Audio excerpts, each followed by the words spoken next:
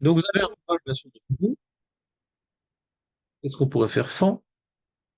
Donc il y a marqué tout ça. Vaya lachem les titi, duritem poto, uzchartem. Ah. Donc on vient de terminer la paracha des Meraglim avec la paracha Tzitzit.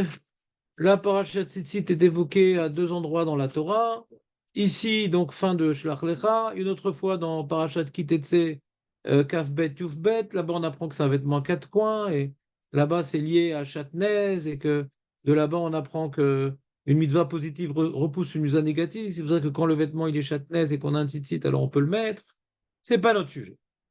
Ce qui est écrit dans parachat Kitetse, c'est pas notre sujet. Notre sujet ici, ouais, c'est de comprendre le sens de la mitzvah de tzitzit, le sens, la raison, l'enjeu, l'intention à avoir. Donc Vayomer, donc on est dans Tet Vav, la Metzaïn, Toulouse, ouais. Vayomer Hashem el Moshe Lemor, prends-toi un chumish. Daber el Beni Israël Martalem, Veasu lahem tzitzit al kanfe vigdem les dorotam.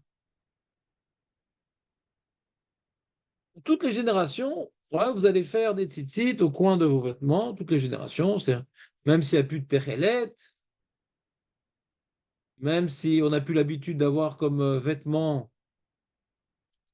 honorifiques cette drapure comme on voit sur les statues romaines, à l'époque, c'était leur vêtement honorifique, le tzitzit. C'est-à-dire, ils avaient un. C'était leur méril. C'est comme ça. Ils avaient des sous-vêtements, des machins, des trucs qui étaient plutôt proches du corps, mais le beau vêtement, c'était le talit. C'est pas pour la synagogue. Pas piton. Pas kécher. La synagogue et le talit. Aucun rapport. De nos jours, on a changé nos habitudes vestimentaires. Alors, on a créé un talit de tefila, on a créé un talit katan, ouais, pouvoir accomplir cette mitzvah-là, alors qu'on pourrait dire, bah, il n'y a pas, hein. Pas de vêtements à quatre coins, je ne mets pas de tzitzit. Mais comme on voit que cette mitzvah, même qu'elle n'est pas obligatoire, cette mitzvah-là de tzitzit, c'est pas obligatoire. C'est ce qu'on appelle une mitzvah kiyumit. Il y a une différence que mitzvah kiyumit et mitzvah kiyuvit. Mitzvah kiyuvit, tu mets les tefilines, tu n'as pas le choix.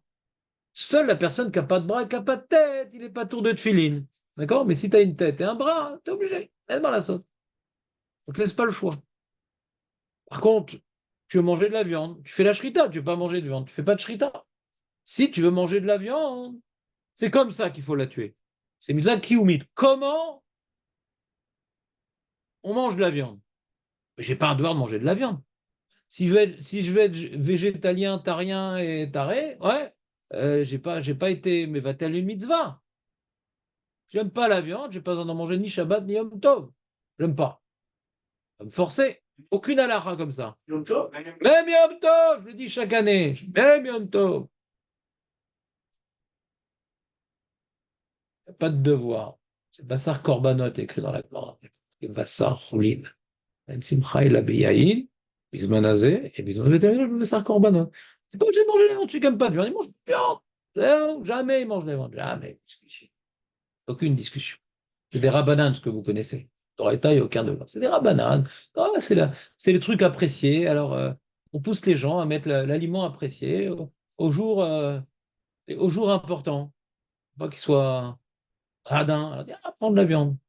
C'est apprécié. C'est pas un devoir. Un devoir. La Gemara dit que c'est pas un devoir de nos jours. Bekitsour. Donc, je suis pas obligé de manger de la viande. Mais si tu en manges, attention, shrita, machin, salaison, truc. D'accord? C'est pas obligé. Si maintenant tu portes un vêtement à quatre coins, il faut mettre des tzitzit. Si tu mets un vêtement, tu portes un vêtement à quatre coins, tu n'as pas des tzitzit. Tu n'as pas de vêtement à quatre coins, tu mets pas de tzitzit. Mais toi qui omites. Ah, pourquoi de nos jours, un juif qui se respecte, il a des tzitzit? À la tuila, dans la rue, avec le taïd katan. Et celui qui n'a pas de tzitzit, bon, on dit, bon, ça, c'est quelqu'un sûrement qui a beaucoup de qualité, mais alors, il manque d'investissement dans sa vie juive, ça. C'est devenu un vêtement juif. C'est un signe extérieur de juiverie, plus que la kippa. Pas une mitzvah d'oraïta de mettre une kippa, il n'y a pas une bracha sur la kippa. Kippa, à l'origine, c'est pour cacher la calvitie. Mais le Kitsour. Alors pourquoi c'est devenu tellement important le tzitzit et qu'on se et qu'on recherche le tzitzit et on crée, comme qu'on cherche de la viande pour faire tous les jours une shrita. Alors c'est pas une shmira, ouais. Ah, tu dis avérote, peut-être des avérotes, ouais. Shmira d'avérote, tu veux dire? Ah, d'avérote, d'accord. C'est ça que tu veux dire. Mais c'est ce qu'on voit dans la paracha. Dans la paracha, on voit que les tzitzit, quand tu vas le voir, tu vas rappeler des mitzvot et tu vas les faire et tu vas pas de détourner ton cœur, tes yeux. Et donc on voit qu'il y a un enjeu dans la paracha qui n'est pas écrit dans la shrita, que si tu fais la shrita, tu te rappelleras d'Hachem. Non, vous comprenez ou pas? L'enjeu, c'est comme un peu l'histoire de Shiloh Haraken, tu vois. Shiloh Haraken aussi, c'est de renvoyer l'oiseau, tout ça, pour prendre les œufs. Alpipchat, c'est pour. Tu veux manger un œuf. Tu veux manger un œuf. Et ne mange pas un œuf devant la mer, c'est pas joli. Ou le poussin, ne mange pas, c'est pas joli. C'est Arzari. Arzari. Donc d'abord tu renvoies et après tu. Mais si t'as pas envie de manger, pourquoi tu prends? Pas besoin de prendre. Mais il y a un Zohar, machin, quand la mer elle tourne autour du Nil, ça rappelle la Shrina qui tourne autour du Beth Amikdash, qui a été détruit, machin et tout. Donc comme il y a un enjeu, on va dire mystique, alors on va peut-être provoquer cette mitzvah-là. Mais si c'est Stam, la Shrita, il n'y a pas un enjeu mystique, donc on ne fait pas, si on n'a pas besoin de manger. Tu comprends ou pas? Il n'y a qu'un enjeu mystique. Mais que là-bas, je suis le Raken, c'est de Marloquette. Allez. Si tu es dans la forêt et que tu vois un nid, touche pas.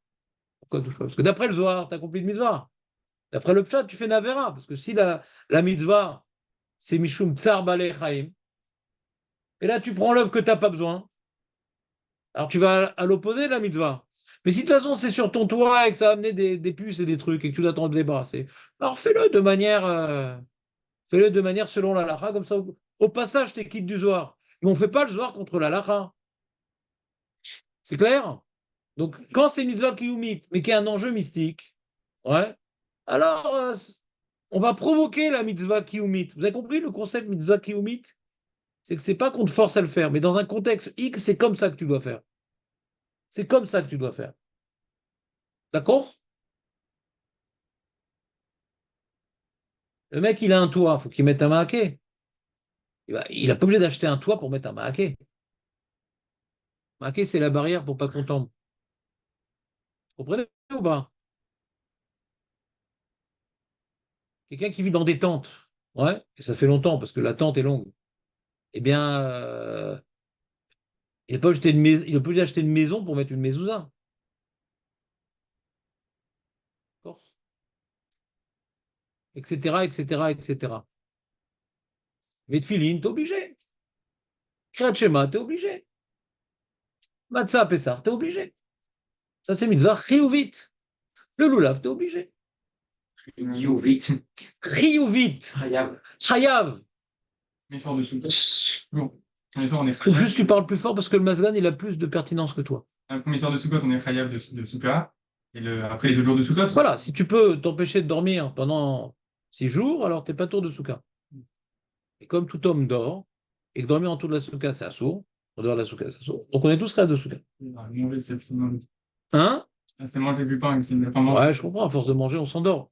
Donc, voilà, c'était mitzvah chiyuvit, mitzvah kiyumit, c'est clair?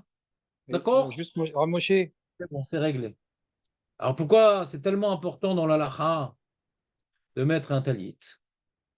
Alors, première raison, bah parce qu'on voit ici que ça nous amène à pénétrer dans des dimensions très importantes, de se rappeler des mitzvot, ouais, d'être sanctifié pour Dieu, de protéger ses yeux, protéger les déviances de son cœur. Donc les enjeux, disons que des fois on fait des choses qui sont des rabananes pour arriver au même résultat. Ouais. Rachamim, ils ont imposé plein de trucs, les Rachamim. Les Rachamim, ils ont imposé plein de trucs. Les brachot, les machins, qui ne sont pas devoirs de la Torah. Mais ça nous amène à penser à Dieu, à se rappeler. Alors là, c'est la même chose. Là, la Torah, elle te dit de faire des choses pour arriver à ce que les Rachamim, ils ont institué. Tu comprends pas? Mais la Torah, elle me dit. La Torah, déjà, elle me présente la chose comme étant en soi, elle nous pousse un peu à le faire.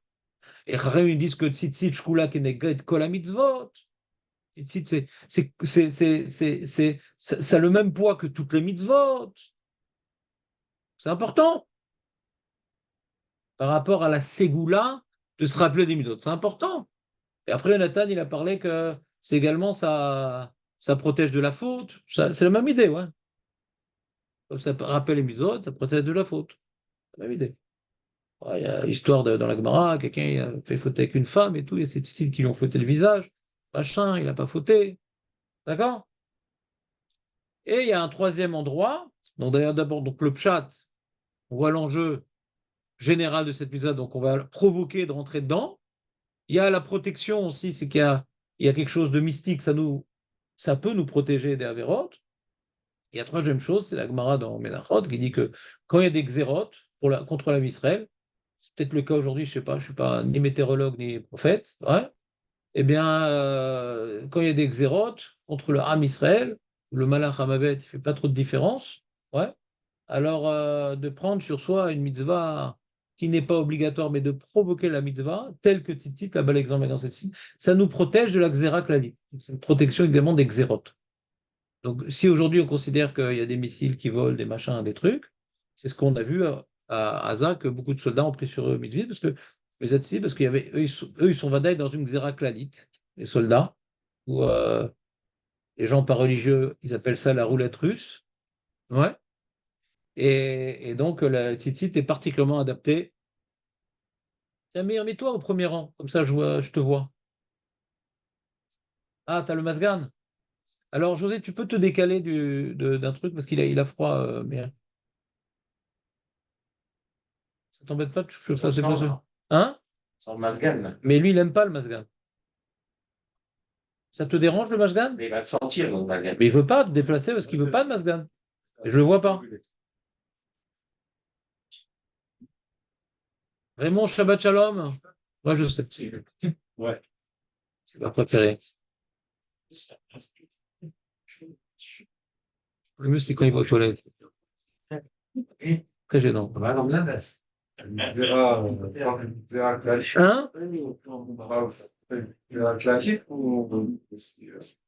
Quand maintenant il y a une xéra kladite, il y a une colère il y a une colère contre l'âme Israël. Quand il y a une colère contre l'âme Israël, un homme il peut être puni. Un homme il peut être puni par son refus de rentrer dans une mitzvah. Donc si tu n'es pas obligé, mais il y a tellement de malheurs. Alors rajoute quelque chose. Rajoute quelque chose. D'accord? C'est bon ou pas? Donc là, on a fait un petit résumé de différentes raisons pour lesquelles, bien que ce soit mitzvah qui omite, on s'impose à l'accomplir. Et d'ailleurs, le Even Ezra, je vais vous lire le Even Ezra très connu pour celui qui le connaisse, bien sûr. Il dit comme ça, je vous lis le Even Ezra. Ça vous intéresse, le Even Ezra? Non? Bon, c'est donc je vais quand même le faire. Je me vengerai. Donc, il y a marqué tête vave, la tête, c'est plus Toulouse, mais Toulette. Pas Boulette, Toulette. Il dit comme ça, Veine mitzvah. Alcool Micheshlo Beget Berbak Knafaim, Shitkase Bo Bayom Tamid. Velo Yassirenu Me'alav. Ne l'enlève pas de toi, ce vêtement. Tamid, Kolayom. Les maniskeru. Parce que c'est un pense-bête. Alors, faut pas le lâcher, le pense-bête. Vamid palelim betalit beshat atfila, ceux qui mettent le talit pendant la tfila. Yasouzé bavour chez Kriou, bekrat shema, verachem titit. Pourquoi ils mettent le talit dans la tfila? Parce que quand ils disent à part titit, c'est un remède ici au Zohar. Il ne connaît pas le Zohar, mais que le Zohar, il dit c'est Meïd et doutes sheker, celui qui dit la parashat titit sans le talit. C'est ça que quand on s'acquitte le matin, quand on prie Chaz Shalom un minan qui est tardif, Chaz Shalom Hashem Ishmor, et qu'on veut s'acquitter du Kriyat Shema avant ce minyan de Hashem Ishmor, alors la semaine, on met les tefilines, bien sûr, pas être et Sheker, et Shabbat, on met le talit à cause du Zohar. D'après le Zohar, c'est. Hein? Il y a le Zohar et la Gemara, ça c'est ça. Le Zohar n'est pas relègue sur les tefilines, mais il rajoute le talit. Et bien sûr. Bien sûr qu'il n'est pas réussi. Veasulaim tzitzit. Donc, comme, pourquoi ils mettent à la tefila tzitzit? Parce qu'ils sont mal à l'aise avec Veasulaim tzitzit, ils n'ont pas. Rak les fidati, d'après moi, dit-il, pas moi, d'après moi, dit-il, Yoter ou chayav leitatev betzitzit beshar hashaot mishat atfila. C'est plus chayav de mettre le talit dans la journée que pendant la tfila. Les man iskor velo ishge velo yasu avera bekol sha'a qui beshat atfila lo yasa avera. Puisque tzitzit ça nous protège de la avera, hein. Qu'est-ce que tu vas faire comme avera à la synagogue? Qu'est-ce que tu vas faire? Bon, il y en a qui arrivent, il y en a qui ont des ségouts. Là, partout, ils trouvent un truc. Ouais. Mais normalement, à la synagogue, ouais. Normalement, la Ezrat Nashim, elle est bien fermée. Elle est fermée, Ezrat Nashim. Nachon. La bouche aussi, elle est bien fermée. Qu'est-ce que tu peux faire comme Avera? Il n'y a pas de rabbanout qui est. Ah oui, des fois, il y a des brachot qu'on fait tout, les louis, Mishkal et nous. Mais, mais bon, à l'époque, on ne mettait pas de la bouffe Pessus dans la synagogue. Ouais. Donc, pendant la fila, en tout cas, tu ne manges pas pendant la fila. Pendant la fila, il n'y a pas d'Averot. Donc, si déjà tu as un dilemme, où est-ce que tu mets le talit?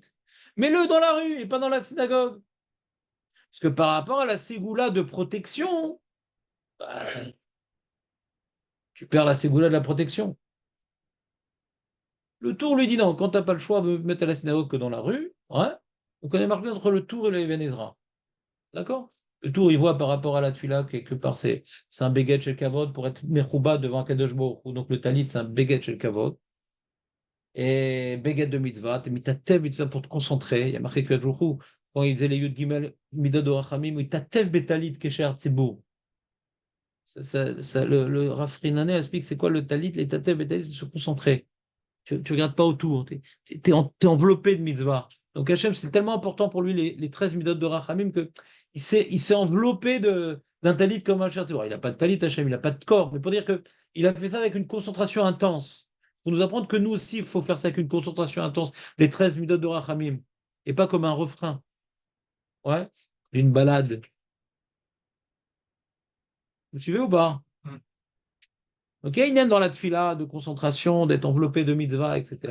Il y a une mitzvah à l'extérieur. Il y a une mitzvah à l'extérieur d'un rappel pour ne pas fauter. Et donc, qu'est-ce qui est le plus important? Marloquet, Tour, Veven, Ezra. Je vais trop vite? Non. Ça tombe bien parce que j'ai envie d'aller beaucoup plus vite maintenant. Donc, si on résume cette paracha en 3 points, on a donc le pasouk 39 qui est, on voit que les tzitzit, vous les verrez, vous rappellerez de tous les autres divins. Ça nous rappelle des mitzvot, ça nous protège de la faute. Première notion dans les tzitzit, dans le pasuk 39, ça nous rappelle mitzvot et ça nous protège de la faute. Deuxième notion dans le pasuk 40, ouais, et ce rappel et cette protection, regarde, on va le lire quand même, pasuk 40, les man tiskeru basitem et kol mitzvotai, pitem kedoshim leolechem. Donc, c'est-à-dire que grâce au rappel des tzitzit, au fait qu'on ne va pas être détourné par nos yeux, notre cœur, grâce à ça, on va être libre, on va pas faire toutes les mitzvot, être sanctifié pour Dieu. Donc ça nous amène à être kadosh. Vous vous rappelez le sujet de Kadeshim Tivou, on en a parlé un tout petit peu, je crois. Ouais. Alors ça nous aide à être kadosh. Et on a le 41. Et il faut voir le lien. Mais en tout cas, le dernier passou qui clôture la paracha et qui clôture le sujet des tzitzit nous dit que Hachem affirme qu'il est notre Dieu, qui nous a sortis d'Égypte. Et pourquoi il nous a sortis d'Égypte? Pour faire de lui notre Dieu. Je suis l'Éternel, votre Dieu. Et dans le Pshat, il faut comprendre pourquoi il a exprimé, ouais, il a proclamé qu'il est notre Dieu en nous sortant d'Égypte par rapport à Misat Tzitzit. Quel rapport? Le Pshat, c'est bombardé l'histoire là. Vous comprenez ou pas?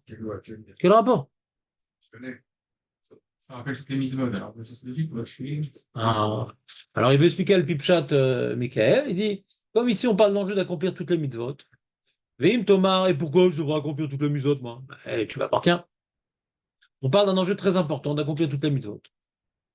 Et c'est pas grave, un fil de moins, un fil de plus et tout, mais je te dis, t'as pas le choix. Tu m'appartiens. Donc tu vas rentrer dans une dynamique, ouais, qui va te faire appeler ta subordination à moi, qui a commencé en Égypte. Chazak, Michael. Donc, maintenant on commence le travail. Là, c'était une introduction. On commence le travail. Il nous reste uniquement 1 heure. Ça suffira. Alors, ça veut dire quoi tzitzit? Le mot tzitzit. Ça veut dire quoi le mot tzitzit?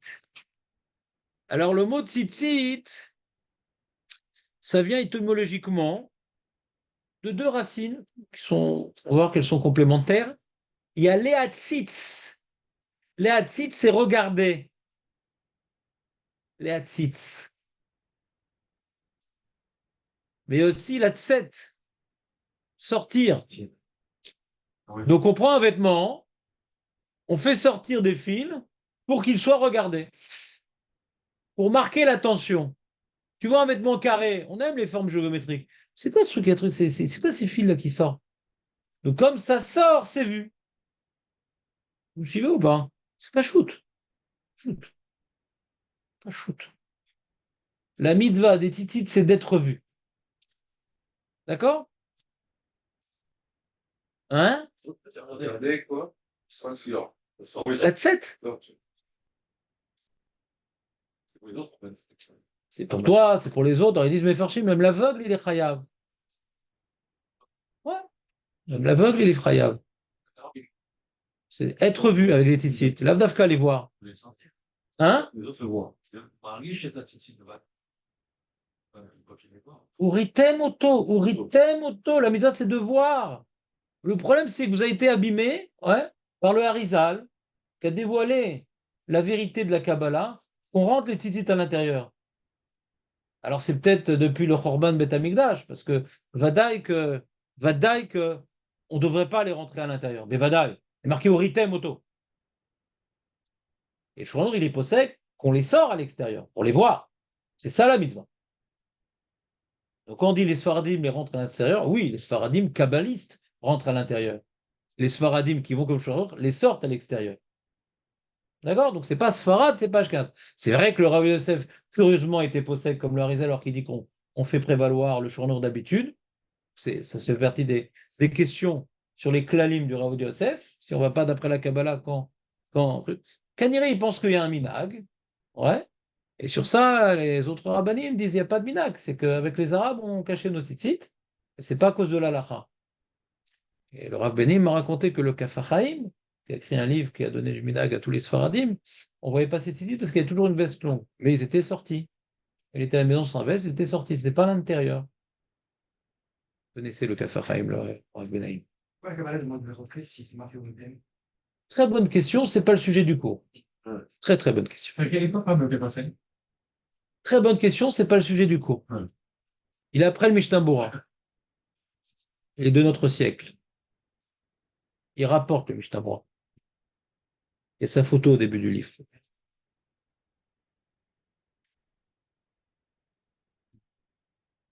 D'accord, qui c'est qui veut poser encore une question hors sujet? Si j'ai dégainé, déjà avant de remettre mon flingue. Merci. Donc, c'est bon. D'ailleurs, le Maharal, il explique que de la racine étymologique du tzitzit, qui s'appelle sortir, sortir quelque chose qui sort, il développe une notion très intéressante, le Maharal.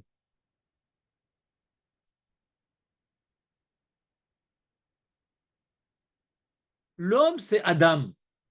C'est comme Adama, l'homme. Adam, Adama. L'homme, il est comparable à la terre, l'homme. Parce que la terre qui n'est pas travaillée, c'est inutile. Ça n'a aucune valeur.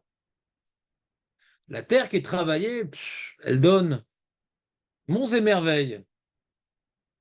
Des fleurs, des arbres, des fruits, des légumes, des machins, des trucs. L'homme, il est comme la terre. S'il est passif, il vaut rien. Il vaut de la terre. Ce qu'on veut, ce qu'Hachem il attend de l'homme, שיביא פירות. קרן כאמת.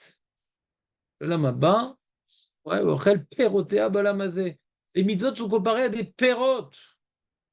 Donc l'homme doit se travailler pour sortir de lui des pérotes. Vous comprenez ce que je suis en train de vous dire? Pour l'instant, c'est trop facile. Et donc, quand on regarde les tzitzit qui couvrent le corps, ce corps-là, il doit sortir des choses du corps. C'est un remède au devoir de l'homme d'exploiter son corps pour en faire sortir des pérotes.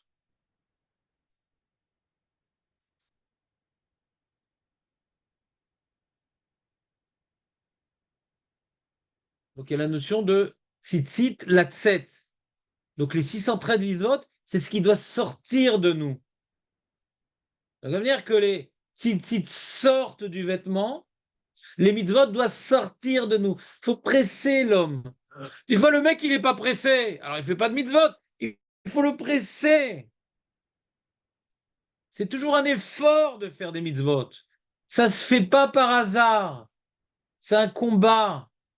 C'est laboureux. On dit laborieux. Et moi, je dis laboureux. Il faut se labourer. Voilà, grâce à la bouteille. Il faut se labourer. Tu laboures, tu sèmes, tu arroses. Comme par exemple Michael le Limouda Torah.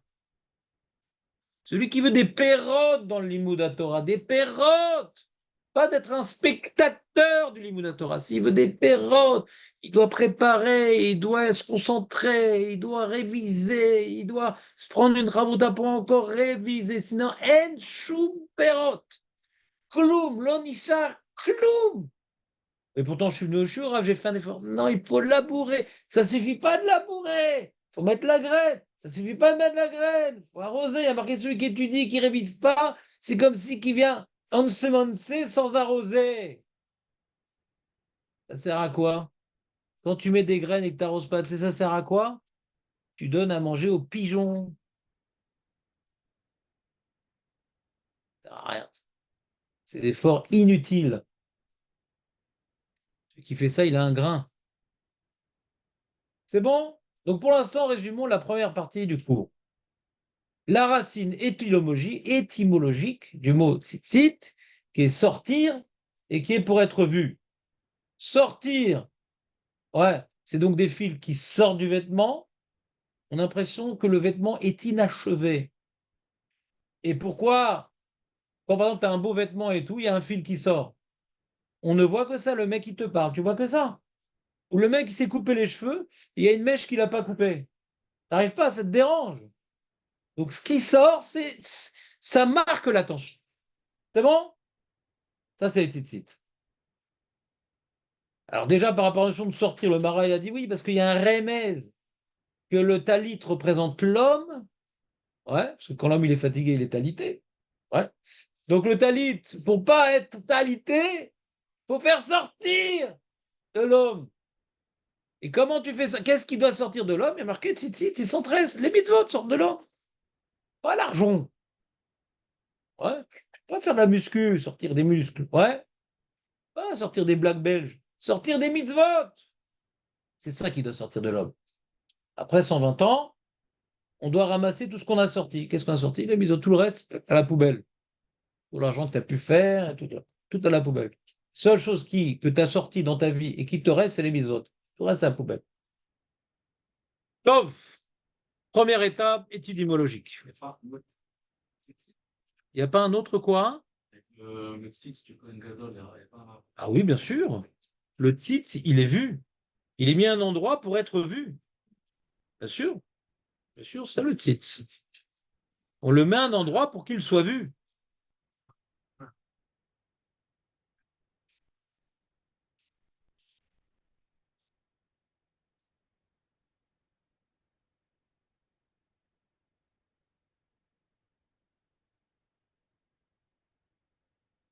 Donc, comme les tzitzit, c'est fait pour être vu, donc c'est une mitzvah qu'on accomplit que le jour. La nuit, c'est pas un moment où les réalités se dévoile à nos yeux. Tu peux mettre une bougie, une lumière, mais ce n'est pas le moment qui est adapté pour voir les choses. Ouais. Donc, il n'y a pas de Musad Tzitzit. Il y a Trichoni, mais la page tout de la Gemara, c'est que la nuit, il n'y a pas de Musad Tzitzit. Et c'est pour ça que les femmes sont plutôt rois de tzitzit, parce que c'est une mitzvah qui dépend du temps. C'est bon?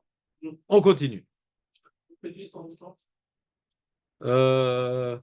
y a un principe général que les femmes sont exemptées des mitzvot qui dépendent du temps. Il y a des exceptions, mais normalement, quand une mitzvah elle dépend du temps, la femme elle n'a pas le devoir. Ouais, vous avez un exemple? Les tefilines, par exemple. Les tefilines, ouais. Bien que c'est au féminin, les femmes sont pturotes. Ouais. Pourquoi? Parce que le Shabbat, on n'a pas la mitzvah de mettre les tefilines.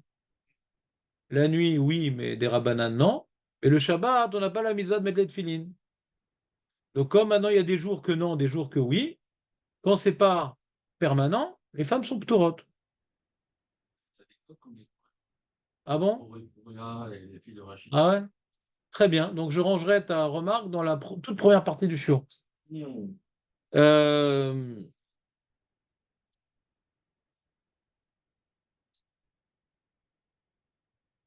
Donc, c'est tout le jour. Alpi Kabbalah, c'est assourd qu'une femme elle mette les tefilines. Assourd. On va dire ça aux meufs au côté de la Roche-Rodèche, mais que je te dis. Donc, j'ai entendu une question. C'est dur, en fait. C'est pour ça qu'elles sont. J'entends pas très bien. Elles n'ont pas la misva, donc de mettre les tzitzit. Ah non, ah non. Non, misva Shazman. Voilà. Voilà, elle n'a pas mis d'attitude parce que comme la nuit, il n'y a pas de mitzvah. Hein. Alors, ça dépend du temps. Les femmes, elles ne sont pas liées aux mitzvot qui dépendent du temps. Pourquoi? Vous voulez savoir pourquoi vraiment? Ben, je ne vous dirai pas. Donc, on en a déjà parlé plein de fois, mitzvot, c'est pas grave. Ça serait vous manquer de respect de répéter des choses et d'envisager que vous oubliez certaines informations. On continue le cours.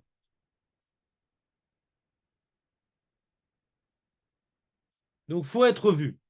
Faut pouvoir voir ces fils-là. Et nous savons que ces fils-là sont constitués de blanc et de bleu. D'accord? Bleu. C'est pas clair, c'est du bleu. Ouais. Est-ce que c'est vert? Est-ce que c'est turquoise? Est-ce que c'est bleu? Est-ce que c'est bleu marine? Est-ce que. Une marloquette, c'est quoi bidouk la couleur? Ouais. Et Pashtout, le fil bleu qui est aujourd'hui, c'est pas le bon. Pashtout. Ouais. Puisque la Gemara, quand elle nous dit c'est quoi le Techelet, elle dit c'est un animal qui sort tous les 70 ans et on prend son sang. Et ce qu'on a, nous, c'est pas son sang. C'est une glande qui donne de l'encre, c'est pas son sang. Donc Pashtout, c'est pas ça. D'accord?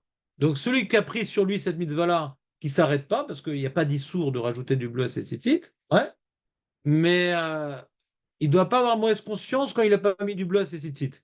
Parce que quand on regarde les paramètres, comment dirais-je, rapportés par la Gemara, il faut vraiment être impatient, hein, parce qu'on a attendu de longtemps avant de remettre le bleu. Pour dire, ah, c'est bon quand même.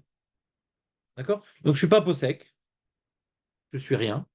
Mais j'écoutais les opinions des gens qui ont parlé du sujet. J'étais plus impressionné par ceux qui disent que ce n'était pas la mitzvah que par ceux qui disaient, mais je ne suis rien. D'accord? Donc, c'est pour ça que quand tu dis, ah, c'est bleu, on voit aujourd'hui, machin. D'accord? En plus, ils doivent le mettre au soleil pour que ce soit bleu. À l'origine, c'est argamane, c'est pas bleu. Ils doivent le laisser au soleil pour que ça devienne bleu. Alors que ce paramètre ne figure pas dans la Gemara. C'est bleu. Enfin, c'est très laid. C'est quoi très laid? C'est très laid. Et c'est quoi très lettre? Qu'est-ce qu'on a comme information de la Gemara? Bah, c'est que c'est la couleur de la mer, et la mer, c'est la couleur du ciel, et le ciel, c'est la couleur de qui c'est à Kavod. Ouais. Donc il y a une notion mystique par rapport aux très lettres, d'après Chazal. D'accord? Si n'y avait pas Chazal, on aurait été embêté, c'est quoi ce truc? C'est quoi ce très lettre? Ça nous ont dévoilé. C'est un Chazal qui est écrit dans le Talmud Yerushalmi, qui est écrit dans le Talmud Babli, qui est écrit dans le Midrash Tantruma, qui est écrit dans le Zohar. Chazal très répandu, que vous connaissez tous, au nom de Rabbi Meir. Ouais. Eh bien, donc on doit avoir deux choses, le blanc et le bleu. Le blanc est majoritaire, le bleu est minoritaire. D'accord? Il y a un peu de bleu et beaucoup de blanc. On continue. Pourquoi la Torah nous a demandé d'accrocher un fil à nos vêtements. Pourquoi? Alors, il y a écrit dans la Gemara, la chose suivante, Mar Menachot Mem Gimel, Tania Rabbi Meir Omer, Godl Onsho Shel Lavan mi Onsho Shel Trelet. Plus grave est la punition du blanc que du bleu. Machal Ema Davar Domé. C'est-à-dire celui maintenant qui a acheté le fil bleu mais qui n'a pas acheté le fil blanc, ouais, il est plus puni que l'inverse, à l'époque où les deux existaient, bien sûr. Les Meler Bassar Vadam, Shamar Leshne Avadav, le roi il a dit à ses deux esclaves, Lechad Omer, amène-moi ouais, un seau en terre, en tite. Il dit amène-moi un seau en zave, donc on irait cacheter son courrier, un c'était en terre, un c'était en or, et les deux ils n'ont pas amené. Qui c'est qui est le plus puni? Bah, celui qui n'a pas amené en terre, parce que c'est facile à obtenir. En or, c'est plus difficile à obtenir. Et Rachid, il explique, ce seau-là, il servait à quoi ce seau-là? Rachid, il dit, sur Egmara, c'est, tu sais, comme euh, les esclaves, les animaux, par exemple, tu vois, les animaux, on leur fait on leur fait un signe pour dire qu'il appartient. D'accord? Alors, on prenait un seau, et dit, ah, il m'appartient celui-là.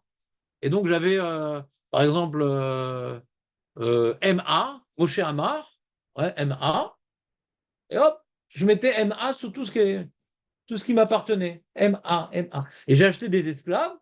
Je suis parti en Afrique, il y avait une promo, j'ai acheté des esclaves. Ouais. Eh bien, MA, tout MA. Donc là, le roi, il a demandé un sceau pour frapper de son sceau sur ce qui a ses esclaves.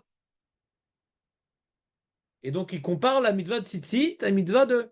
C'est un sceau qui dévoile notre appartenance à notre maître, qui témoigne sur notre vêtement. C'est comme, tu vois, au Moyen-Âge, les Juifs, ils avaient sur leurs vêtements des signes distinctifs ou des chapeaux, des trucs.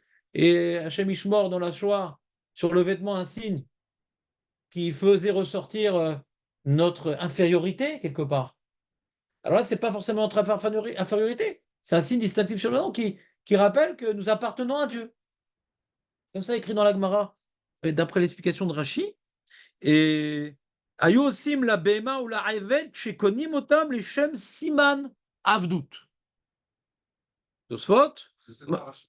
bah, menachot même gimel. Moi, j'ai parlé de MA, Moshe Amar, là, c'est même gimel. MG. C'est chinois. Ma shemedame chotem shel tit le titit sheken osim lavadim va titit meid al Israël. Tosfot rajoute. Donc Tosfot en déduit. Écoutez la déduction de Tosfot. והציצית מעיד על ישראל שהם עבדי הקדוש ברוך הוא, כדאי כך בפרק במישר. Il y a une Gemara également dans Shabbat où on voit que c'est un chotam, c'est un signe de Avdout les tzitzit. Donc on voit, il y a une notion dans le tzitzit de signe. Et pour que le signe soit visible, alors on a un vêtement et on laisse sortir un fil, sinon c'est pas visible. Il faut que le signe soit visible. Il faut que le signe soit visible. Donc c'est ça les tzitzit. Comme ça sort, ça dépasse pour être vu. Et pourquoi? On n'a pas expliqué encore pourquoi ça doit être vu. Première explication, pourquoi ça doit être vu? Pour se rappeler ou pour proclamer, ou pour soi, ou pour les autres, ou pour les deux. J'appartiens à Kadosh Baruch Hu.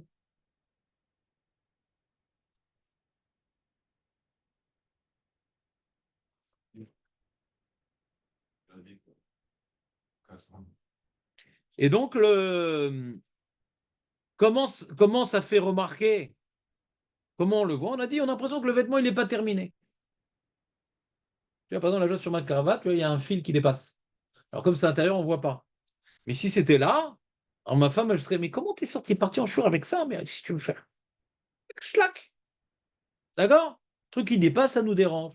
Et comme ça nous dérange, ben on le voit. D'accord? Alors, ce qui nous reste à comprendre, c'est que ça veut dire quoi? C'est qu'on veut abîmer l'aspect esthétique du vêtement. C'est ça qu'on va faire. Ça n'a pas l'air d'embellir le vêtement, d'après ça. Ça a l'air plutôt, on veut rendre imparfait notre vêtement, comme si qu'il n'était pas terminé. Vous me suivez ou pas? Pourquoi? C'est quoi le problème du vêtement? On voudrait rendre imparfait. C'est quoi le problème du vêtement qu'on voudrait rendre imparfait par ce tzitzit qui sort qu'on a envie de couper, ça dérange. Surtout que le tzitzit en lui-même, il a ni une utilité thermique, ça ne vient pas nous chauffer, ni esthétique, donc il est inutile. Et comme il est inutile, alors il marque l'œil. Ça sert à quoi? Ça sert à quoi? Ça sert à rien. C'est un truc inutile, quoi. S'il avait été utile, ouais, alors on l'aurait pas remarqué. Ça fait partie du vêtement. Là, on voit que c'est en dehors du vêtement parce que c'est pas utile. Ça ne répond pas aux enjeux qu'on recherche dans le vêtement. Le vêtement, il est ou thermique ou esthétique. Là, c'est ni thermique ni esthétique. Donc c'est un pense-bête. C'est un pense-bête qui passe par une anomalie. Alors maintenant, il faut réfléchir, c'est quoi un vêtement? C'est la question que Dan a demandé. Pourquoi ce rappel de Havdout, il est précisément dans le vêtement? Alors on a déjà la Brit Mila, on a dans le gouffre, ouais. Ce rappel. On appartient à Kadosh Baruch Hu. Hein? Il n'y a aucun devoir d'avoir des périodes. Aucun devoir d'avoir des périodes. on est trop l'oreille, là, sur l'oreille. Aucun devoir d'avoir des périodes. Ni Kiyumit, ni Chiyuvit, aucun devoir. Il ne doit pas se raser là-bas. C'est tout. Alors il y a Chiyuv Mitzvah, hein, de laisser pousser, machin. Aucun devoir d'avoir des périodes. Il n'y a pas écrit dans la Torah d'avoir des périodes. Ni Chiyuvi, lo Kiyumi. Il y a marqué tu ne te couperas pas là-bas. Il n'y a pas marqué tu laisseras là-bas.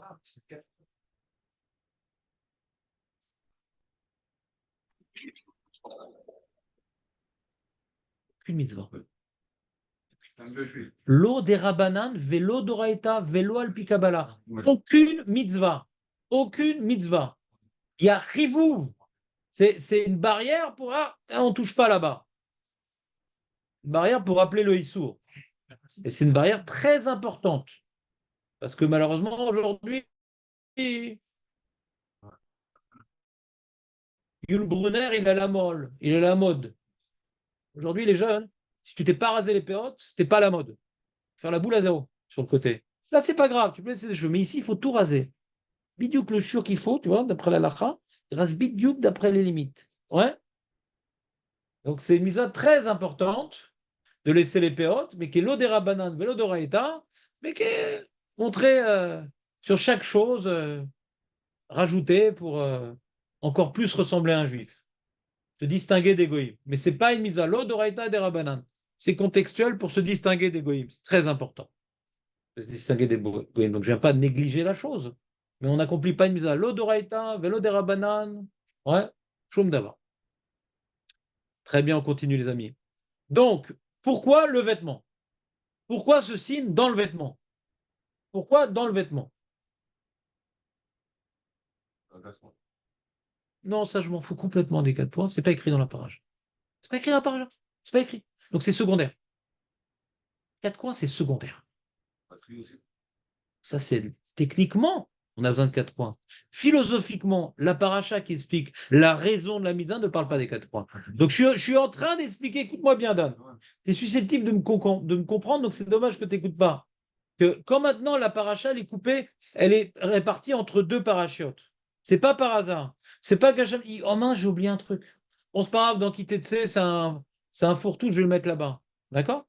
C'est qu'il y a un enjeu particulier qui concerne la paracha de Bamidbar et un enjeu particulier qui concerne la paracha de Varim. Mais c'est vrai dans toutes les mitzvot.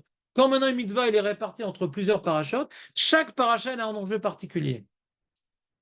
Donc si maintenant dans la paracha qui développe l'essentiel Mujatzitzit, et en particulier la raison pour laquelle nous devons accomplir la Mujatzitzit, les 4 coins ne figurent pas, donc ce n'est pas une notion forcément philosophique de premier ordre. Il faut voir là-bas dans Kitetse, ouais, pourquoi c'est tellement important, pourquoi c'est uniquement un vêtement à 4 coins, ouais, pourquoi c'est uniquement un vêtement à 4 coins qui est concerné par cette mitzvah-là et pas à 3 coins. Après 5 coins, 6 coins, c'est une marloquette, ouais, mais 3 coins, c'est pas une marloquette. D'accord? Comment? C'est plus pour dire que c'est un rotam, alors il faut expliquer pourquoi il n'est pas toujours là. Ouais. La question plus intéressante, c'est pourquoi c'est sur le vêtement, ouais, et pas tous les vêtements, c'est sur un vêtement particulier. D'accord? C'est ça que je voulais dire, pas les 4 points précédents. Mais Pourquoi pas toujours, quoi? C'est un rotam. ouais, très bonne question.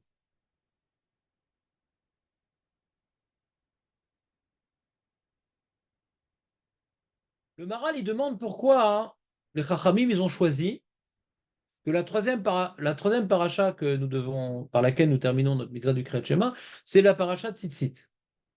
C'est quoi l'évolution? Ouais. D'abord Shema Israël, après Vayem Shamoa, et après paracha Tzitzit. C'est quoi l'évolution? Là, la Mishnah nous dit, d'abord on prend sur nous la réalité divine, il n'y a que lui, En Od Milevado. Après maintenant, on prend sur nous les mitzvot, ouais, sur nous les mitzvot, comme il n'y a rien d'autre que lui, ben, on accepte intellectuellement de se soumettre à lui. Et parachat tzitzit, il dit le Maharal, c'est pas con, c'est plus intellectuel. C'est une mitzvah qui nous dit d'accomplir sur notre corps les mitzvot.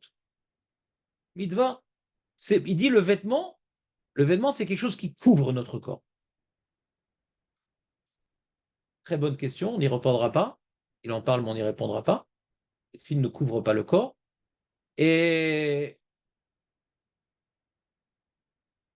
c'est kadosh, c'est pas un vêtement. Le vêtement est lié au corps. Les tefilines ne sont pas liés au corps. Les tefilines, c'est une mitzvah. Le vêtement n'est pas une mitzvah. Et j'accroche les tzitzit à un vêtement. Les tefilines ne sont pas un vêtement. Le vêtement est destiné à couvrir le corps.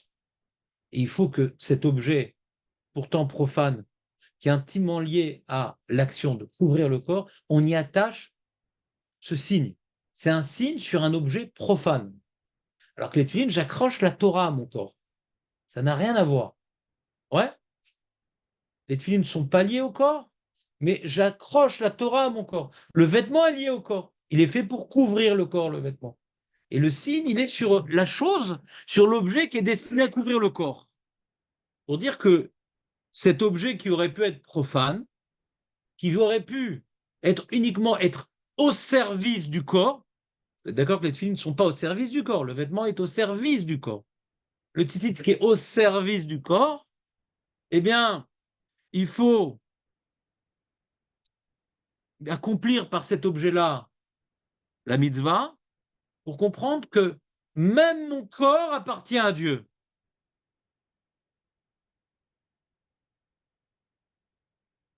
On inverse. Alors que le vêtement est au service du corps, là je dis non. Là je mets un vêtement pas pour être service du corps, pour être service d'Hachem. On inverse. Non, c'est au service du corps, c'est tourné vers l'intérieur. Et là on dit non, le tzitzit c'est pour tourner à l'extérieur. Que cet objet normalement qui est pour moi, il est pour Dieu. Et comme il est collé au corps, c'est comme si mon corps il est pour Dieu. J'ai pas été clair? Marco, tu notes quelque chose ou pas? Parce que je te fais une interro surprise aujourd'hui. Décidez, toi, particulièrement. Bon, je sais pas, vous m'avez pas compris. Vous m'avez pas compris, d'accord? Vous m'avez pas compris. Il dit comme ça, il dit Ki mitzvah tzitzit shebe gufo shel adam, ki av gufo mikabel mitzvot. Mon corps, il reçoit des mitzvot. Le Maharal. Le Maharal de Pérag. Il dit, et il veut dire, c'est pour ça qu'on rappelle la sortie d'Égypte par cette mitzvah-là, parce que lorsqu'Hachem nous a sorti d'Égypte, il nous a acquis comme des serviteurs, donc il a acquis notre corps. T'acquiers un serviteur, t'acquiers son corps. Son corps t'appartient. Donc dans la mitzvah de tzitzit, on dit maintenant le vêtement qui normalement est au service du corps, on fait un signe sur cet objet qui est au service du corps que ben, j'appartiens à Dieu. Donc même mon corps ne m'appartient pas. Non, ce qui est destiné à mon corps, ben là j'y sais à Dieu. Quelque part, j'emballe mon corps avec le vêtement pour Dieu.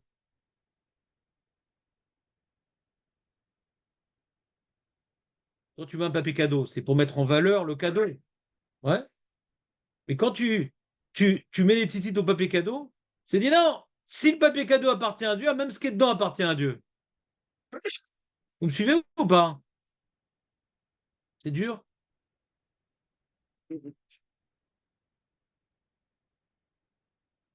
Moré שהוא עבד אליו עד שבגופו הוא תחת השם יתברך ואינו יוצא מרשותו כלל. Donc il y a donc trois parachutes. Il n'y a rien d'autre au monde qu'Akadosh Baruch Hu. Donc il n'y a aucune action qui m'intéresse dans le monde à part les mitzvot, puisqu'il n'y a que lui. Ouais. Et après, ça ne suffit pas d'exprimer ma croyance. il faut également investir mon corps dans cette croyance. Et le tzitzit, c'est investir mon corps dans la croyance. C'est pour ça que les tzitzit nous relient aux deux premières idées. Le tzitzit, il y a les 113 mitzvot. Et il y a une notion qu'on n'a pas encore développée, le Ichud Hashem. Donc on va chercher dans les tzitzit. Les 113 mitzvot, vous le connaissez tous, la notion de 113 mitzvot, les tzitzit. Donc ça se raccroche à Vayahim Shamois. Mais il y a la notion de Ichud Hashem dans les mitzvot aussi. Hashem ou Ehad. Notion intéressante qu'on va voir dans quelques instants, si vous me permettez. Donc, je reprends. On a expliqué l'étymologie du mot tzitzit, c'est quelque chose qui sort, quelque chose pour être vu. Il y a une imperfection dans le vêtement. Cette imperfection dans le vêtement, c'est pour être vu. Et pour être vu, c'est pour se rappeler que, pour rappeler ou pour dévoiler aux autres qu'on appartient à Kadosh Baruch Hu. On a demandé pourquoi dans le vêtement. Parce que le vêtement, c'est normalement au service du corps. Et là, on veut dire que notre corps appartient à Baruch Hu. Donc, on est véritablement. C'est vrai que la Gemara parle d'un sceau comme si qu'on met sur le corps. Là-bas, la Gemara parle d'un sceau comme si qu'on met sur le corps. Et quand tu mets le survêtement, c'est comme si tu avais mis sur le corps. Et si Dame insiste, pourquoi 4 coins? Parce que les 4 coins, s'il y a 3 coins, ça ne couvre pas le corps. 3 coins, ça ne couvre pas le corps. 4 coins, ça couvre le rove du corps. Quand tu as un tzitzit qui arrive comme ça s'appelle un bavoir. Le rove du corps soit couvert par le tzitzit. D'accord? Et si tu as 3 coins, ça ne couvre pas le corps. Donc c'est technique. C'est pour ça qu'on ne met pas dans la paracha. C'est technique. Ouais? Sous terra, on voit que ça couvre le corps. Comment techniquement on arrive avec sous terra? Au moins 4 coins. C'est technique. Dans ma jeunesse, je vais donner d'autres explications aux 4 coins, etc. Mais j'y crois plus tellement, pour l'instant. Parce que j'ai donné une explication philosophique des 4 coins, mais comme ce n'est pas dans l'explication philosophique de la mitzvah, donc j'ai voulu donner plus une explication technique des 4 coins. Parce que là-bas, c'est technique. Suivez ou pas? Très bien, on continue.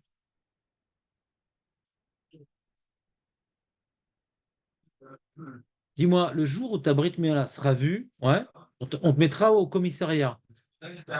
Là, c'est un signe pour dévoiler qu'on est Eved. Donc, s'il te plaît, ne nous fais pas des pshatim, on va tous finir au poste. D'accord? Merci. Merci. Surtout que la Brit Mila, on ne peut pas l'enlever. Donc, il n'y a pas encore un investissement dans notre subordination à Dieu par la Brit Mila. Pas l'enlever. Là, il y a une mise dans laquelle on s'investit. Je veux couvrir mon corps par le sceau du roi. La question, on ne prend pas un truc sur le nom.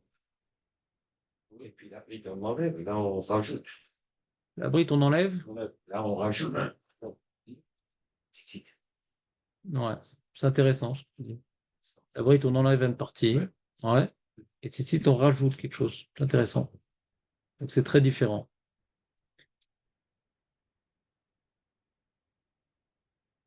On continue ou on s'arrête tout de suite? On continue.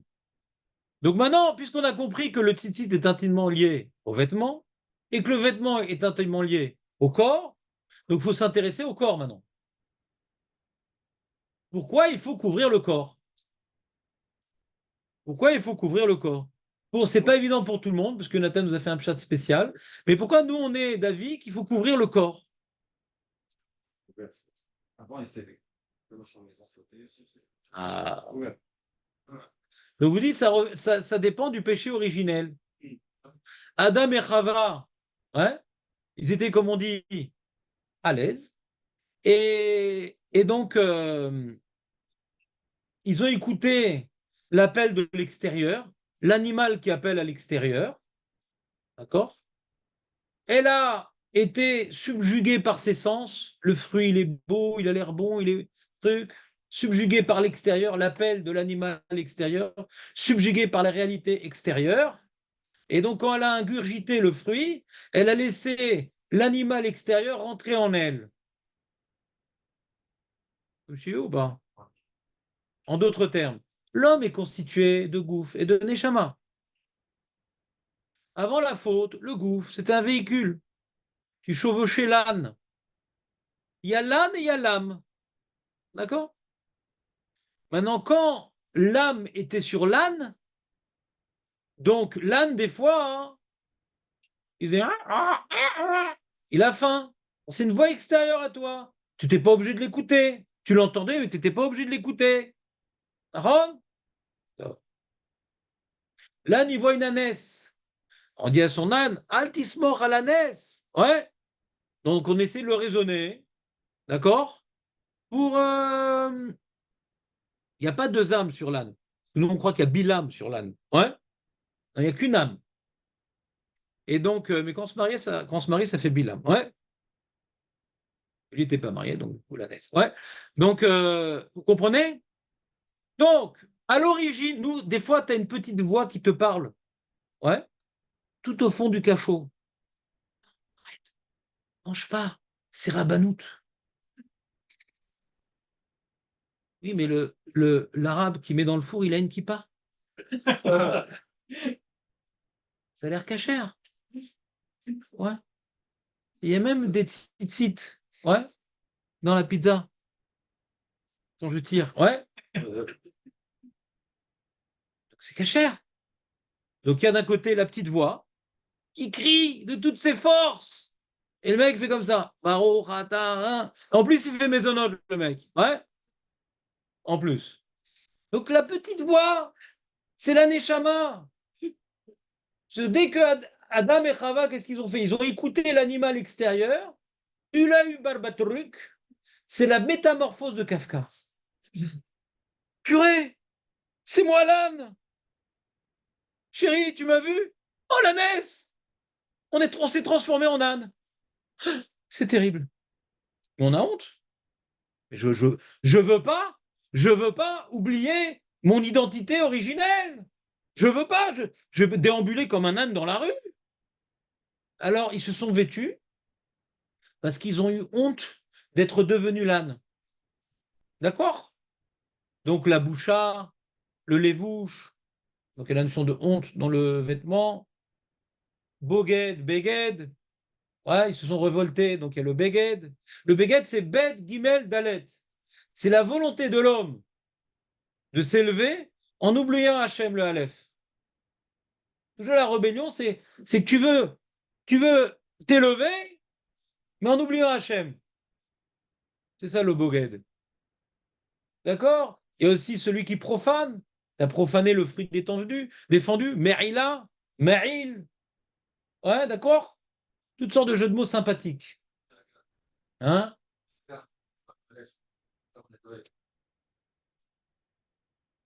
Et le Aleph dans des gars? Chez moi, dans mon fromage. Bon, c'est pas grave, ça fait être super intéressant, Brochet. Ah, Khazak, Khazak. Bon, c'est moi, c'est ma faute, j'ai commencé mes lourdeurs avec des lettres et vous êtes très très fort, vous êtes beaucoup plus fort que moi en lettres. Ouais. Maître Capello était très jaloux avec vous. Donc, on reprend. D'accord? Donc, pour l'instant, on est en train d'expliquer tout simplement quelque chose de fondamental. Ouais. Que le corps, c'est pas nous. D'accord? Avant, on avait un corps au pied. D'accord? C'était pas nous, il était tout en bas. C'est là, du coup, ils l'ont mis pourquoi ils l'ont mis à l'intérieur? Donc, quand tu donnes une force à une réalité, elle devient prédominante. Il y avait en nous une réalité corporelle qui disait, ouais, le fruit, tout ça, mais regarde, Hachem, c'est le serpent. L'animal très fort, il était à l'extérieur. Ça représente l'animal qui est à l'extérieur. C'est le serpent. Quand tu as écouté le serpent, tu es devenu serpent. Ah, c'est la conséquence de Zach, c'est pas une. Moi? Non! Mais non, c'est pas une punition. Non, c'est pas une punition. Eux-mêmes, ils ont eu honte. Eux-mêmes, ils disent, mais qu'est-ce qu'on fout là? C'est quoi ce truc-là? Avant, on sentait être sur le chameau, là, on est devenu le chameau. C'est ça qu'Hachem a dit, puisque vous êtes devenu un chameau, il faut que l'homme y bosse. Ça, c'est la punition. 2 fois. 2 fois bosser. Comprends, José, ou pas? C'est connu tout ça. Donc, quand on est devenu donc l'âne, comme on est devenu l'âne, ouais. Alors ça, c'est la source de toute la vérote. Pourquoi? Parce que l'âne, il a tout plein d'envie, tout plein de pulsions, tout plein d'instincts, qui fait que ça complique quand même la vie. Donc il y a les trucs, les pulsions corporelles, ouais, qui peuvent, si on sait travailler, si on sait travailler, si on se travaille en permanence, diminuer avec l'âge. Mais si on ne sait pas travailler, ça s'appelle le vieux vicelard, ouais. Mais avec l'âge, ça peut diminuer les pulsions corporelles. Mais même la recherche d'honneur, la recherche, l'orgueil, la jalousie, qui ne sont pas a priori des pulsions corporelles. C'est lié au corps aussi. Ah oui, pourquoi? Tu m'expliques ça? Je t'explique. Maintenant, je t'explique ça. Parce que la Neshama, c'est une réalité spirituelle qui émane d'Akadosh Baruch Hu. Et par nature, la Neshama, elle veut se fondre avec Dieu, parce que Hachem est Had, donc elle sait qu'elle n'existe pas. Son but, c'est de se fondre dans la réalité divine. Ça, c'est le but de la Neshama. Dès que la Neshama est émise dans le corps, il y a une sorte d'écran entre la source et la Neshama. Donc, il y a un sentiment d'exister. Alors que on n'existe pas. On n'est que l'émanation de la bonne volonté divine. Mais le corps a créé une sorte de khatsita, on a l'impression d'exister. D'accord? Et ce besoin d'exister a fait amener la faute. Parce que si maintenant j'obéis et je ne fais qu'obéir, je n'ai pas l'impression d'exister. Si maintenant je vais créer une mitzvah qu'Hachem ne m'a pas donnée, là j'ai l'impression d'exister. Si j'ai plus de Yetzirah, je vais me faire les mitzvot, machin. Pour sentir qu'on existe, on doit faire quelque chose de différent. C'est comme la crise d'adolescence. Si je fais tout ce que mes parents disent, je n'ai pas l'impression d'exister. Je suis un clone. Je suis un clown. Vous comprenez ou pas? La transgression, elle répond à un besoin d'existence, malheureusement. Donc, il y a quelque chose de paradoxal. Hachem nous a créé pour obéir, mais par définition, à partir du moment où il nous a créé, il nous a donné un sentiment de conscience individuelle. On est détaché d'Akadosh Baruch Hu, et cette conscience d'individuel, d'être détaché d'Akadosh Baruch Hu, nous amène à ne pas lui obéir. Vous me suivez ou pas? Donc, quand maintenant je suis orgueilleux, c'est lié au corps. Cette réalité individuelle, ouais, qui me fait croire que je suis au centre du monde, un homme jusqu'à 13 ans, il ne fait que les choses que pour lui-même. Qu'est-ce que je gagne? Il n'y a pas d'idéalisme. Qu'est-ce que je gagne jusqu'à 13 ans? Il n'y a que du Yetzirah. Il a le sentiment d'exister et qu'il n'y a que lui qui existe au monde. Maintenant, qu'est-ce qui est en satellite de moi-même, qui peut être utile pour moi? À partir de 13 ans, puisqu'on est susceptible de donner la vie à un autre, donc on n'est plus au centre, on peut créer quelque chose d'autre que moi-même. Ouais, c'est l'âge donc de la puberté. Alors la Torah nous impose de commencer à sortir de notre égocentrisme. Fais des actes désintéressés. Fais preuve d'idéalisme. Oublie tes petits intérêts égoïstes. Sors de tes pôles d'intérêt. Efface-toi des choses qui te dépassent. Vous suivez ou pas? Ça veut dire que le père va faire des choses dans l'intérêt de son enfant sans rien y retrouver. Donc la notion du Ishma peut commencer à l'âge où on peut mettre au monde. On peut s'intéresser à autre chose que nous-mêmes. Vous suivez ou pas? Sauf. Donc, le fait que nous ayons un corps engendre les pulsions corporelles et les pulsions égocentriques. Mais tout ça, c'est lié au corps. Donc il faut maintenant essayer de limiter cette énergie, cette inertie du corps qui nous fait tout. On vient tout aspirer, tout aspirer, tout aspirer. Ça, c'est intéressant. Ce mec, il peut me servir. Cette personne, cette machin. C'est un trou noir, le corps. Qu'est-ce que je peux aspirer vers moi? Tu veux, d'accord ou pas? Comme l'animal. L'animal, ce qu'il a besoin, il prend. Ce qu'il n'a pas besoin, ça ne l'intéresse pas. Ça ne l'intéresse pas. Là, il y a plein de choses dans le monde. Il ne prend que ce qui l'intéresse. Le reste, ça n'existe pas pour lui. Tu veux ou pas? Alors on demande non. Au lieu d'être un aspirateur, tu sors des choses de toi. Tu dois sortir ta neshama par tes 248 membres et tes 365. On appelle ça les nerfs. Pas les nerfs. Des fois, je ne suis pas les nerfs, mais c'est notre 365, mon ami. Travaille-toi. Tu comprends ou pas? Donc, le corps, c'est ça qui nous éloigne de la neshama, qui nous éloigne d'Akadosh Baruch Hu et qui nous éloigne des mitzvot et de notre mission sur Terre. Le vêtement, à l'origine, il était... Oh, attends, je ne veux pas m'identifier à ce truc-là. Je ne veux pas oublier mon origine. Je ne veux pas oublier ma neshama, je ne veux pas oublier. Je ne veux pas être aveuglé par ce que je ressens et oublier d'où je viens et ce que je dois faire. Donc le corps, il était à l'origine pour limiter la conquête du corps sur mon esprit. D'accord? Un rappel. C'est bon ou pas?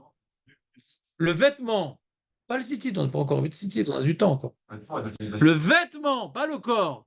Qui c'est qui a dit le corps? Tout est enregistré. Oui. Je me vengerai. Alors, moi, je peux refaire la phrase, excuse-moi. Je refais la phrase. Écoutez-la cette fois-ci.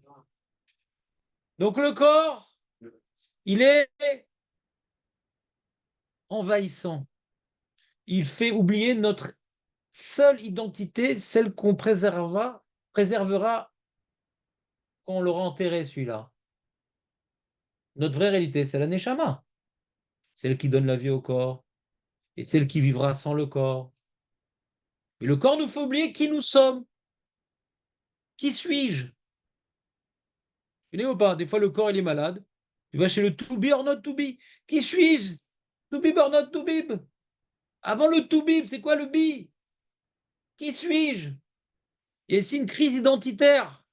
Le corps, il dit, quand j'ai mal, très très mal à la main, le mec, il a une fracture ouverte, qu'est-ce qu'il est embêté, il dit, ah, j'ai mal, qu'est-ce que je vais faire, ma main, il pleurniche. Mais quand il a oublié de mettre les tefilines, qui est pire qu'une fracture ouverte, parce qu'il a cassé sa neshama, il a cassé le bras de sa neshama, il le vit beaucoup mieux. On souffre beaucoup plus de ce que le corps souffre, de ce que la neshama souffre. La preuve, des fois on mange des trucs pas cachers pour le corps, mais la neshama, elle souffre. Comment tu manges un truc pas cacher ou pessus? Comme quoi, le corps, il est plus important que ma neshama. Donc j'oublie qui suis-je. J'oublie. Tu comprends ou pas? Ça, c'est le travail d'un homme sur Terre. C'est pas shoot, c'est une idée que vous connaissez. Je vous ai rien appris. Donc à l'origine, le vêtement, il est là pour couvre ce corps parce que tu vois un mec qui a fait de la muscu, il est en salle de muscu, j'en vois des mecs là-bas et tout, qui transpirent, machin, qui se rasent pour qu'on voit bien les muscles et tout, les peaux. Donc c'est la sourde Oraïta de se raser, c'est l'autre qui le bâche, ouais, à part de se raser le corps. Et donc, quand ils ont des beaux muscles, etc., machin et tout, qu'est-ce qu'ils font? Eh ben, ils mettent des débardeurs. Voilà, parce que ils veulent qu'on voit leur corps. Donc, des fois, le vêtement, il met en valeur le corps. D'accord? Maintenant, moins tu as de vêtements, plus tu mets en valeur le corps. D'accord? Moins tu as de vêtements. Et par rapport à la question de Dan, c'est quoi le vêtement à quatre coins? C'est un vêtement, justement, qui n'épouse pas les formes du corps. C'est un vêtement qui efface le corps. D'accord? Qu'est-ce que tu vois? Tu vois rien. Et les femmes là, qui veulent être sanois et tout, elles mettent un truc, elles mettent un pancho, ouais. Faut pas quoi? On voit pas les formes du corps. À l'origine, le vêtement à quatre coins, donc c'est pour effacer les formes du corps. Donc celui qui a fait de la muscu, c'est pas intéressant, on va rien voir. Mais avec le temps, le vêtement il est devenu au service du corps. Ouais. Cheruti. Au lieu que ça soit au cherutim, c'est au cheruti. Ouais. Tu comprends ou pas? Le vêtement est devenu au service du corps. Ça fait des milliards, de milliards, de milliards de dollars, les vêtements, pour s'embellir. D'accord? Le vêtement est au service de la gava, pas uniquement pour être beau. Parce que quand tu as un costume d'une grande qualité ou bien tu as un t-shirt pourri, mais avec une marque, ouais, alors tu veux montrer que tu es riche, que tu appartiens à une certaine classe, à une certaine crasse sociale. Ouais?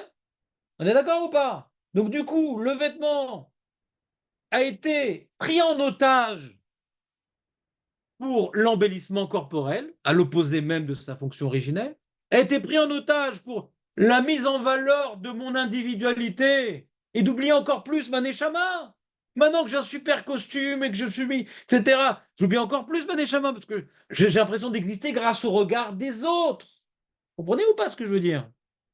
Donc comme le vêtement a été détourné de sa fonction originelle, naturellement, il est redevenu au service du corps. D'accord? Au début, il était pour cacher le corps. Maintenant, qu'est-ce qu'on prend des vêtements? C'est pour être au service du corps, pour être beau, pour être reconnu, pour être respecté. Donc, c'est au service de mon corps et de la position sociale que je voudrais occuper ou représenter ou camoufler l'odeur. Donc, la Torah dit que tu dois mettre des tzitzit sur le vêtement. Pour justement que le vêtement ne soit pas au service du corps. Parce que déjà, tu lui apportes par le tzitzit quelque chose qui est inutile au niveau thermique, par rapport à la fonction du vêtement qui était pour chauffer. Niveau esthétique, c'est pas beau, c'est imparfait. Tu veux rendre le vêtement imparfait pour lui enlever sa connotation qu'il est au service du corps, qu'il est au service de ma position sociale.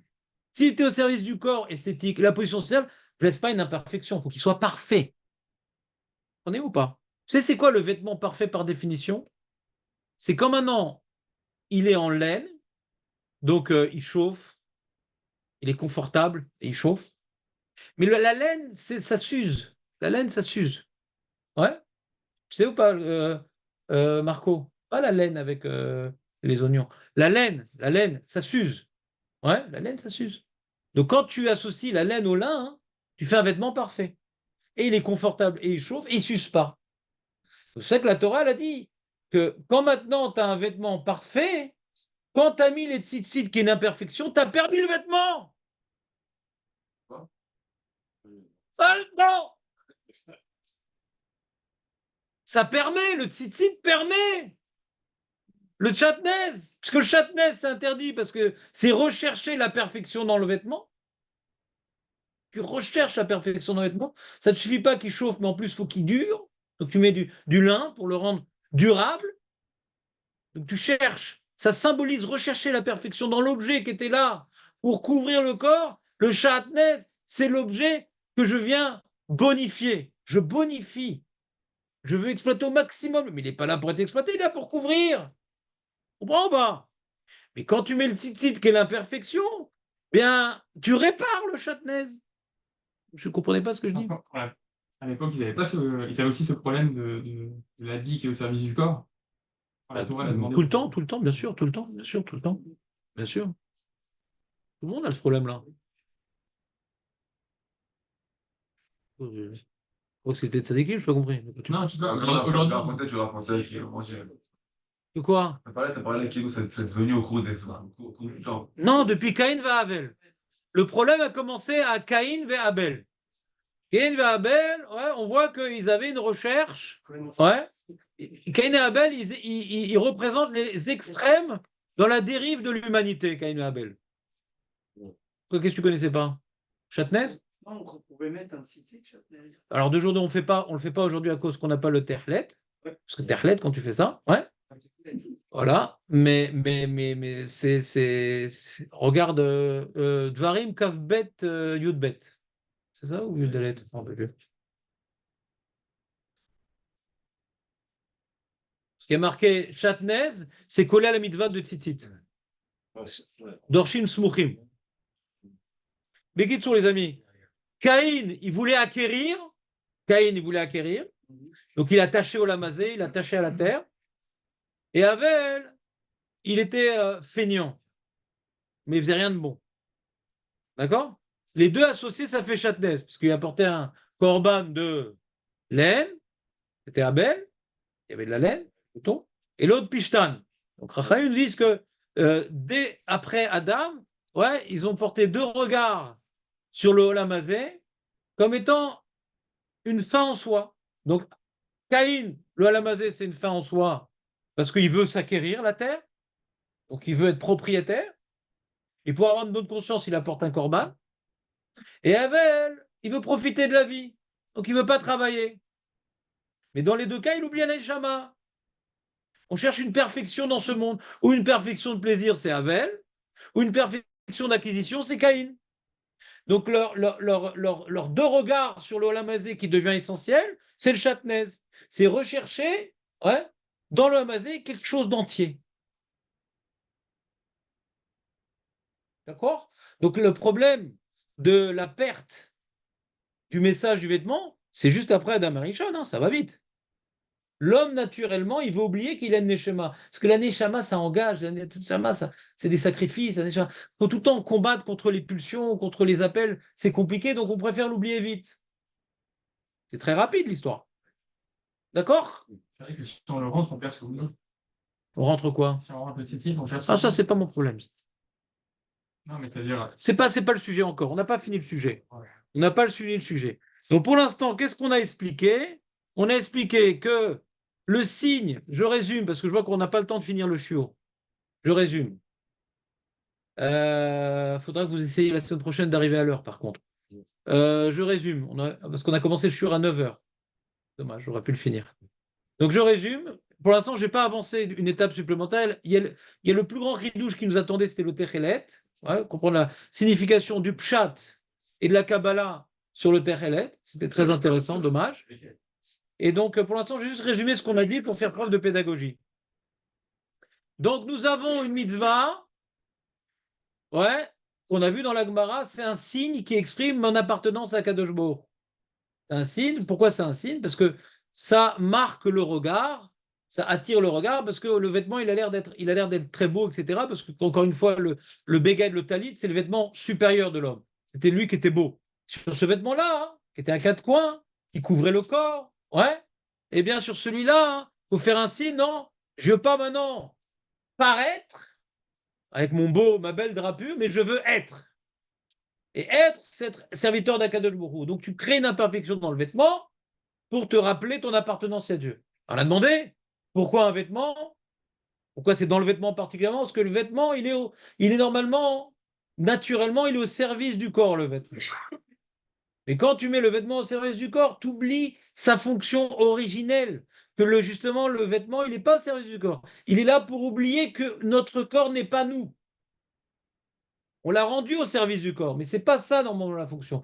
Donc il dit le Maral, comme le vêtement est au service du corps, pour dire que mon corps appartient à Kadosh Baruch Hu. Alors on me cite sur le vêtement qui englobe mon corps. C'est le papier cadeau que le cadeau, je l'offre à quelqu'un. D'accord? Donc je mets le nom du roi sur le papier cadeau. Donc je mets le sceau du roi sur le vêtement qui m'englobe mon corps. Et c'est pour ça que ça rappelle la sortie d'Égypte où Hachem nous a acquis comme des serviteurs. Il a acquis notre corps, donc le tzitzit rappelle notre acquisition en sortie d'Égypte. C'est bon? Première étape.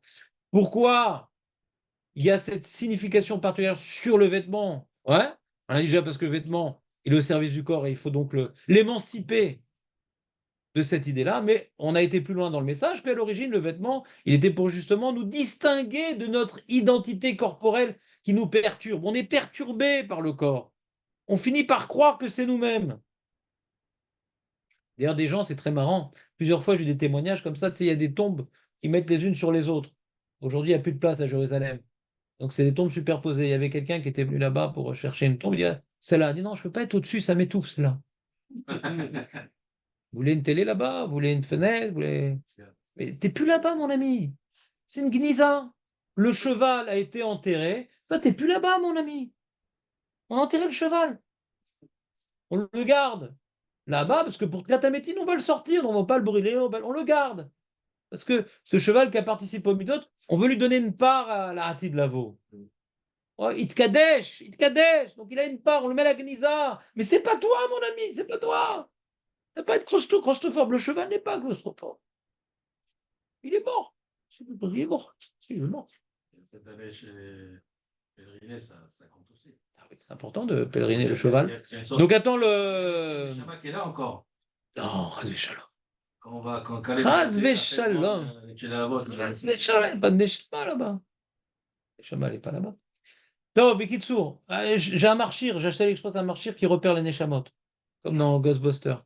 Donc on verra aller où. On revient les amis. Donc, je continue mon résumé sans interruption, bien sûr, sinon c'est plus pédagogique. Donc on a le corps et la neshama, une lutte permanente. À l'origine, la petite voix, c'était le corps. On a bien voulu laisser rentrer en nous cette petite voix. Métamorphose, on est devenu le serpent, on est devenu l'animal. Et du coup, maintenant, la neshama, c'est la petite voix. Et quand ils ont vu ça, Adam et Chava disent, oh là là, mais attends, mais je ne veux pas oublier qui je suis. Donc, ils ont couvert leur corps pour ne pas mettre en valeur leur corps qui, déjà, se met tellement en valeur de lui-même. Nous impose tellement déjà ses cris et ses caprices que mettons une certaine barrière. Mais dès Caïn Vevel, le vêtement est redevenu, symboliquement par rapport au corban qu'ils ont apporté, le vêtement est symboliquement, donc le vêtement est redevenu au service du corps. Donc la Torah, elle est venue. Vous connaissez l'histoire de Noir, après l'histoire de Noir.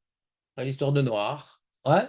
Où Bémet, il s'est enivré, donc il a écouté l'appel, il est devenu Ish Adama. Au début, c'était Ish Tzadik. Après qu'il a fini sa mission spirituelle, il est devenu Ish Adama. Ish Adama. Et quand maintenant il n'avait plus de mission spirituelle, il a laissé son corps diriger. Et il est devenu Ish Adama. Donc il a planté la vigne, et il s'est saoulé. Et qu'est-ce qu'il est devenu? Tout nu. Il est devenu tout nu. D'accord? Mais là, c'est pas lui qui a eu honte, c'est deux de ses enfants. Shem et Yefet. T'es encore dans les shivas de Jacob. Shem et Yefet. Ouais? Shem et Yefet. Et qu'est-ce qui a marqué là-bas? Il y a marqué que Bisroud, qu'ils ont couvert le corps de leur père Shem ou Zachal et Tzitzit. On voit que la Tzitzit, c'est lié à la notion de couvrir le corps. La dignité humaine, ou Zachal et Tzitzit. Il a compris, Shem, que le corps, c'est pas lui. Nachon, que c'est plus noir d'être tout nu, mais noir tout nu, c'est pas lui. Comprenez ou pas? Donc, Uzachal et Tzitzit, il a reconnecté, il a réparé la faute de noir qui ressemble au péché originel un peu. Vous comprenez ou pas? Il y en a qui disent en plus que dans Starachamim, le fruit interdit, c'était la vigne. C'est comme si qu'il a, tu vois, la terre, elle recommence un nouveau Gan Eden.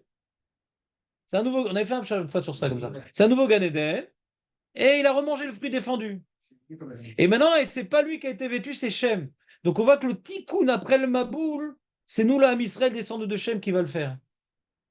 Et Yefet, lui, Uzacha, les Gvura. La Gvura, c'est de prendre conscience que le corps, c'est pas moi, on l'enterre. On l'enterre. Le corps aussi, ouais, il a une place, mais on l'enterre. Quand tu réfléchis à la Gvura, et que le corps, il a une fin, ça fait prendre une certaine distance avec le corps. Et on n'est pas étonné que les philosophes grecs, c'est les premiers à avoir compris que le corps, c'est pas le but.